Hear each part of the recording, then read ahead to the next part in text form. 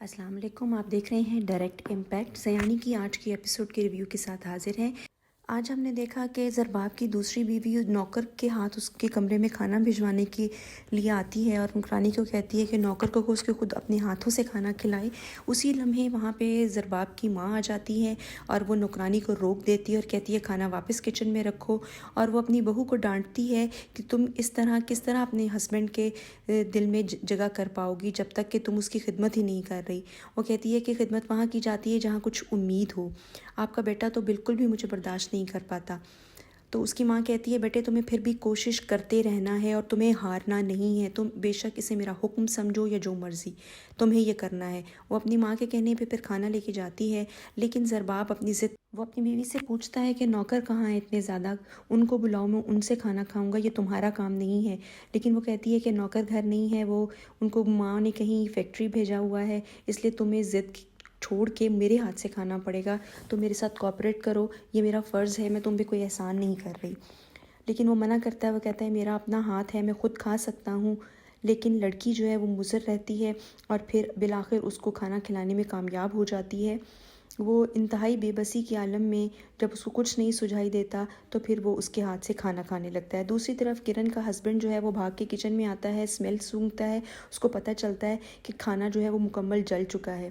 تو کرن کو وہ ڈانٹتا ہے اور کہتا ہے کہ تم نے یہ کیا کیا، اب میں کیا کھاؤں گا، تم نے تو سارا کھانا جلا دیا۔ وہ کہتی ہے کہ تمہیں پریشان ہونے کی کوئی ضرورت نہیں ہے، میں تمہیں پیسے دیتی ہوں، تم بازار سے لے آؤ۔ تو وہ آگے سے ڈانٹتا ہے کہ روز روز یہ چونچلے نہیں چلیں گے، اس طرح تو بینک میں رکھے ہوئے تمہاری حق مہر کی رقم تم اسی چونچلوں میں خرچ کر دو گی۔ تو وہ بہت حیران ہوتی ہے اور کہتی ہے کہ کیا میرے پیسوں سے ہی چلے گا سب کچھ؟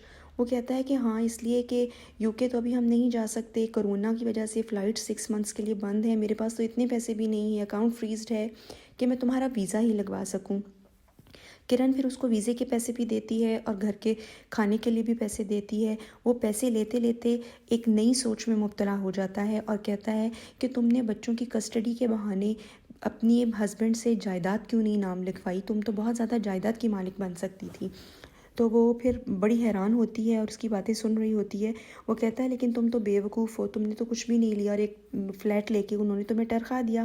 وہ کہتی ہے نہیں، اس نے مجھے 2 کروڑ روپے حق مہر کے اور سارا زیور دے دیا تھا۔ تو وہ بہت حیران ہوتا ہے اور پوچھتا ہے کہ وہ سب کچھ کہاں ہے؟ لڑکی بتاتی ہے، کرن بتاتی ہے کہ وہ سب کچھ میرا اسی بینک میں ہے۔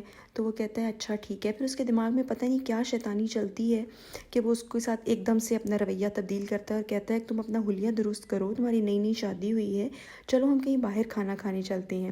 کرن ازل کی بیوقوف اس کی باتوں میں آ جاتی ہے اور خوش ہو جاتی ہے کہ وہ مجھے باہر کھانا کھانے کے لیے لے کے جا رہا ہے۔ لیکن پھر اس کو ایک دم اپنی ماں اور اپنا بھائی یاد آتے ہیں۔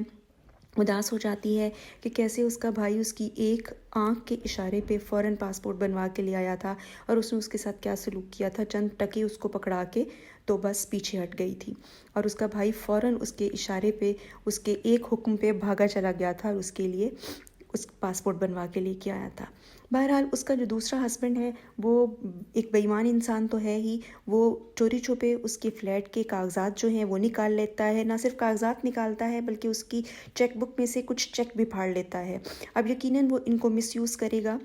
دوسرے سین میں پھر دکھاتے ہیں کہ اس لڑکے کو یاد آ رہا ہے کہ وہ اپنی بہن کے اور ماں کے ساتھ بیٹھ کے یہ پلاننگ کرتا ہے کہ وہ اس کے ساتھ ان دا لانگ رن نہیں چلے گا، وہ اس سے فلیٹ اور سارے پیسے اور زیورات لے کے رفو چکر ہو جائے گا، اور پھر اپنے پاس دوست کے پاس جاتا ہے اور اس کو دکھاتا ہے کہ میں نے یہ فلیٹ کے کاغذات کی کاپی جو ہے وہ حاصل کر لی ہے اور اب تم ان کو میرے نام لگوانے کی کوشش کرو۔ تو وہ فرینڈ آگے سے اس کو کہتا ہے کہ یہ بہت مشکل کام ہے، اس کے بہت زیادہ پیسے لگیں گے۔ پھر وہ ایک چیک بھی دیتا ہے اس کو اور کہتا ہے یہ اسی بینک کا چیک ہے جہاں تمہارا بھائی کام کرتا ہے۔ وہ کہتا ہے یہ تم نے بہت زبردست کام کیا، لیکن تمہاری بیوی کہیں شکایت نہ کر دے، تم دھوکے سے اب اس کے سائن لے کے آؤ، ہم ساری رقم نکلوا لیتے ہیں۔ وہ کہتا ہے تم پریشان نہ ہو، اس کو تو میں نے بہت دبا کے رکھا ہوا ہے، تو بولنے کے قابل ہی نہیں ہے۔ اور اسی جگہ پہ آج کا ایپیسوڈ جو ہے وہ ختم ہو جاتا ہے۔ اب دیکھتے ہیں آئندہ آنے والے ایپیسوڈز میں کہانی کس رخ جاتی ہے۔ یہیں تک تھا آج کا ریویو، اس کے ساتھ ہی ہم آپ سے اجازت چاہتے ہیں، آئندہ دوبارہ کسی ریویو کے ساتھ حاضر ہوں گے۔ اللہ حافظ۔